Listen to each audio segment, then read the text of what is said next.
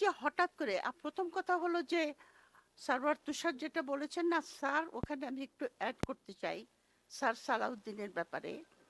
পাকিস্তান যখন তৈরি হয়েছিল, পাকিস্তানও কিন্তু আপনার সংবিধান নিয়ে খুব সমস্যায় পড়েছিল। 8 বছর লেগেছে পাকিস্তানের প্রথম সংবিধান অ্যাডপ্ট করতে। তো পাকিস্তান ব্রিটেন থেকে একজন কনস্টিটিউশনাল এক্সপার্টকে ডেকে নিয়ে এসেছিল, খুব নামকরা কনস্টিটিউশনাল এক্সপার্ট। তার নাম হলো স্যার আইভার জেনিংস।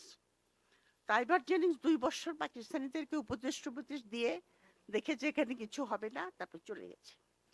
তো সুতরাং আপনার আমাদের স্যার সালাউদ্দিন ডক্টর জাহিবার জনিংয়ের মতোই ওই রকম স্ট্যাচারে। উনি কথায় কথায় সংবিধান বলেন, একবার সংবিধানের দোহাই দেন, আরেকবার আপনার পার্লামেন্টারি সভারেনিটির আপনার এক্সাম্পল দেন। এর মধ্যে উনি যে কত কন্ট্রাডিকশন করে ফেলেন সেটা ওনার খেয়াল থাকে না। প্রথম কথা হলো যে জুলাইয়ের যে আপনার গণভোট বাতিল যদি হয়, গণভোটের বাতিলের সঙ্গে সঙ্গে নির্বাচনও বাতিল, এটা হলো সাফ কথা। আর একটা জিনিস, ওনারা যে গ্রাউন্ডে গণভোটকে বাতিল করতে চাচ্ছেন, যে পার্লামেন্টারি সভারেনিটি, তার উপরে কোনো গণভোট থাকতে পারে না। এটা উনি ব্রিটেনের এক্সাম্পল নিয়ে আসেন, যেখানে আপনার সংবিধান কোনো লিখিত নয়। ওখানকার যে পার্লামেন্ট, সেই পার্লামেন্টের থেকেই কিন্তু সংবিধান, ওইটা হলো কতগুলি কনভেনশন, নর্মস এবং পার্লামেন্টের আপনার জারি করা কিছু স্ট্যাটু দ্বারা ব্রিটেনের সংবিধান। এখন সেই জন্য সেখানে এই ডক্ট্রিন সভারেনিটি অফ দি পার্লামেন্ট, এই ডক্ট্রিনটা প্রথমে ব্রিটেনে আপনার এস্টাবলিশড হয়েছে। কিন্তু এই কথাটা, সুতরাং সংবিধানে আপনার গণভোটের কথা নাই। গণভোটের ভার্ডিক্ট কি সংবিধান মেনে নেবে পার্লামেন্ট? এটা তো আইনগতভাবে সম্ভব না। কিন্তু ব্রিটেনে আজ পর্যন্ত যত হয়েছে, গণভোট হয়েছে, সবচেয়ে শেষটা হয়েছে ব্রেক্সিটের উপরে, যে ব্রিটেন আপনার ইউরোপিয়ান ইউনিয়নে থাকবে কি থাকবে না, সেটার উপর একটা গণভোট হয়েছিল। সেই গণভোটে যারা থাকবে তাদের সংখ্যা কম ছিল, হেরে গেছিল তারা, কিন্তু ডিফারেন্সটা ছিল অনলি 3%। কিন্তু যদিও ওখানে সভারেনিটি অফ পার্লামেন্টের ডক্ট্রিন ওখানে এস্টাবলিশড, পার্লামেন্ট এই ভার্ডিক্ট মেনে নেয়, যেটা লিগালি বাইন্ডিং না।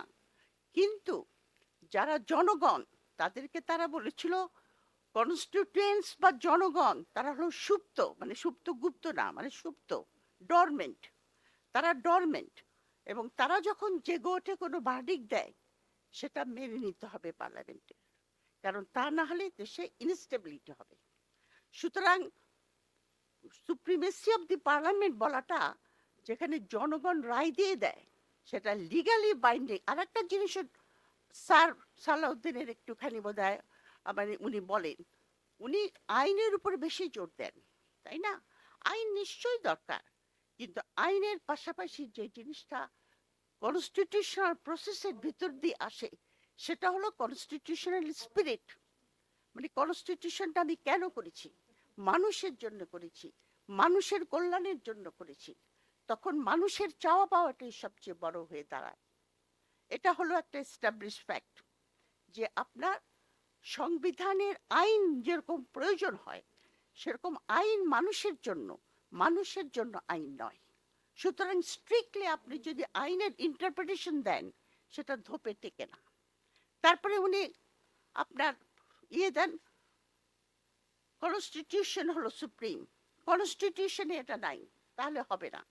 এখানেও কিন্তু যখন রিটেন কনস্টিটিউশনগুলি আসলো, এবং বিভিন্ন জায়গায় যেখানে কনস্টিটিউশনাল সুপ্রিমেসি ডিক্লেয়ার করা হলো, যেরকম বাংলাদেশে তো পার্লামেন্টারি সুপ্রিমেসি নাই, এখানে আপনার কনস্টিটিউশন সুপ্রিম। কিন্তু কনস্টিটিউশনে কিন্তু দায়বদ্ধ আপনার লোকের ভার্ডিক্টকে মেনে নেওয়া। সুতরাং উনি যে সমস্ত আর্গুমেন্ট দিচ্ছেন, ওটা যদি আপনার ব্রিটেনের আসল কনস্টিটিউশনাল এক্সপার্ট সাইবার জেনিংসের কাছে পাঠানো যেত, উনি এখন নাই, কিন্তু উনি কিন্তু ভার্ডিক্টটা দিতেন যে আপনার গণভোট মেনে নিতে হবে। গণভোট না মেনে নেওয়া মানে হলো কি উদ্দেশ্য বিএনপির? আমি খুব সংক্ষেপে বলবো, উদ্দেশ্য হলো যে জুলাই সনদকে নেগেট করে দেওয়া। তারা যে সমস্ত নোট অফ ডিসেন্টগুলি দিয়েছিল, সেগুলি গণভোটে পাস হয়েছে।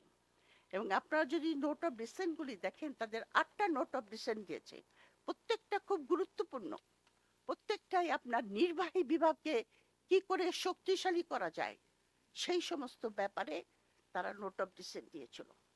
যেরকম আপনার প্রাতিষ্ঠানিক কনস্টিটিউশনাল যে সমস্ত প্রতিষ্ঠান, তাদের যে অ্যাপয়েন্টমেন্টগুলি, সেগুলির জন্য যে একটা কনস্টিটিউশনাল কাউন্সিল করার কথা ছিল, সেটাতে ভেটো দিয়েছে, নো করেছে। এরকম আটটাই আমি দেখেছি অত্যন্ত গুরুত্বপূর্ণ, যেগুলি আপনার নির্বাহী বিভাগের ক্ষমতাকে সীমিত করে দেবে, সেটা তারা করেছে।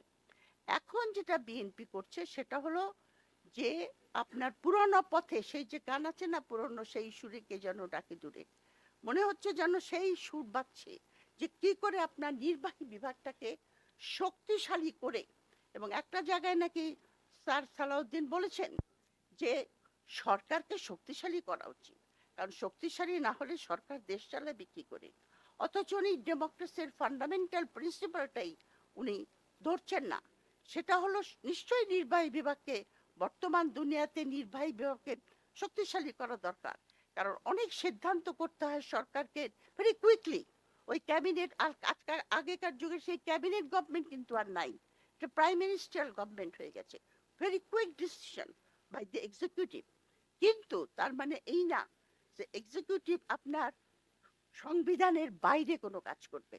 যেরকম মানুষের ফান্ডামেন্টাল রাইটস ইয়ে করা, অন্যায়ভাবে অ্যারেস্ট করা, সেন্সরশিপ ইত্যাদি ইত্যাদি, যেগুলি মানুষের মৌলিক অধিকার, সেটাকে হাত দেবে না। রুল অফ ল থাকবে, থাকবে দেশে। মানে সরকারের ক্ষমতা শক্তিশালী, কিন্তু তাকে সীমিত করে রাখা, যেটাকে আমরা বলি লিমিটেড গভর্নমেন্ট।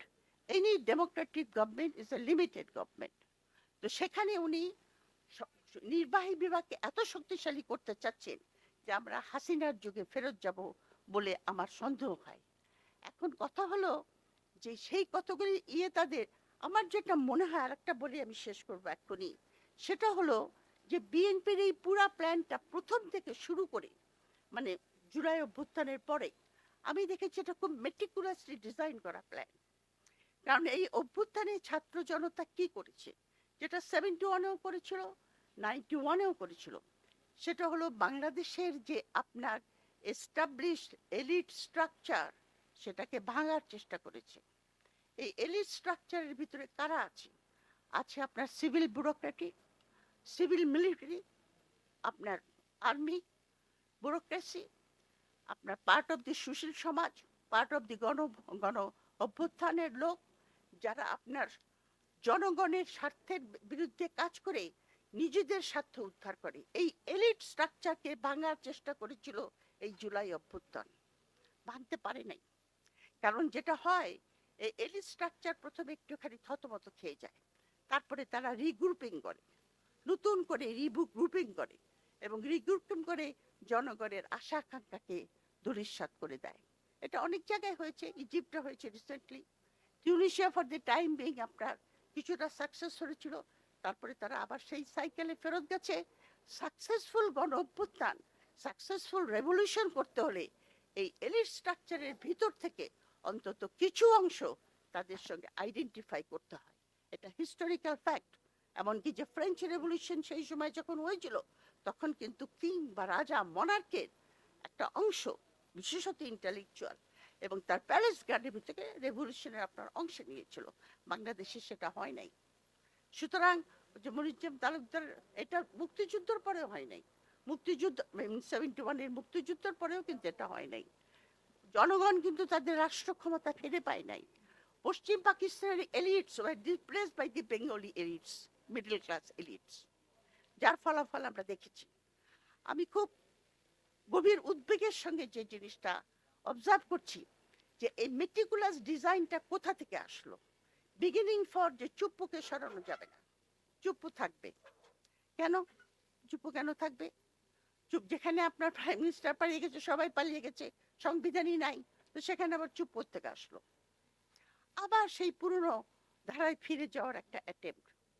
সেখান থেকে শুরু করে আমি মনে করি পুরা জিনিসটা মেটিকুলাসলি ডিজাইন করা হয়েছে।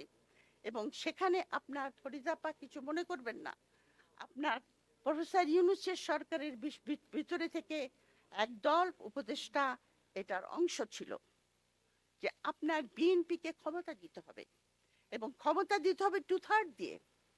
কি এক্সকিউজ? উগ্রবাদীদেরকে থামাতে হবে, উগ্রবাদীদেরকে আপনার প্রতিহত করতে হবে, যেটা 111-এও আমরা দেখেছি যে আপনার তখন বিএনপি জামাতকে ঠেকাতে হবে, এখন হলো উগ্রবাদীদেরকে ঠেকাতে হবে। এই মেটিকুলাস প্ল্যানটা কোথা থেকে এসেছে আমি জানি না, তবে আমার মনে হয় এটার কিছু বিদেশি অরিজিন আছে। কারণ প্রফেসর ইউনূসের সরকার অথবা আমাদের দেশে একটা সত্যিকারের গণতন্ত্র ফিরে আসুক, যেখানে আমরা মাথা তুলে দাঁড়াবো, সেটা আমাদের অনেক প্রতিবেশী রাষ্ট্রই পছন্দ করে না। এবং আমরা জানি বৃহৎ শক্তিরা ছোট ছোট দুর্বল দেশের ভিতরে কিরম করে তাদের নিজেদের সরকারকে বসাতে চায়। ইরানে বসাতে গেছিল অবশ্য, আজকে যে খবর পেলাম যে সাকসেসফুল হয় নাই আমেরিকা, তবে আমেরিকা বহু জায়গায় এটা করেছে, বৃহৎ শক্তিগুলো এটা করে। এবং সেই বৃহৎ শক্তির যে সমস্ত ডিজাইনকে প্রতিহত করতে হলে যে জাতীয় রেসিলিয়েন্স জনগণের ভিতরে আছে, সেটা আমরা এখনো ডেভেলপ করতে পেরেছি কিনা আমি জানি না।